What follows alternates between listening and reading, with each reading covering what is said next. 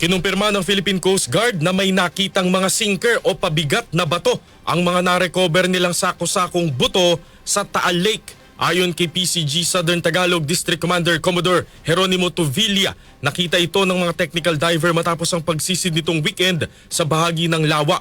Nagpapatibay ito sa naunang pahayag ng whistleblower na si Julie Patidongan o alias Totoy na isinilid sa mga sako ang bangkay ng mga nawawalang sabungero at nilagyan ng bato saka itinapon sa lawa.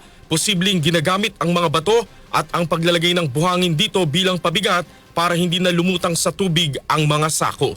May ano siya kasi yung itong nakuha natin may sort of sinker, may pabigat, stones din bato.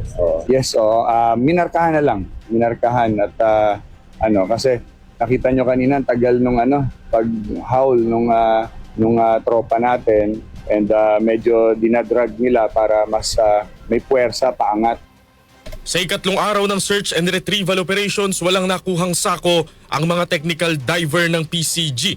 Tiniyak ng PCG na magpapatuloy ngayong linggo ang pagsisid sa bahagi ng Taal Lake at inaasahan na rin ang paggamit ng mga advanced underwater equipment para paigtingin ang paghahanap sa mga bangkay ng nawawalang sabungero.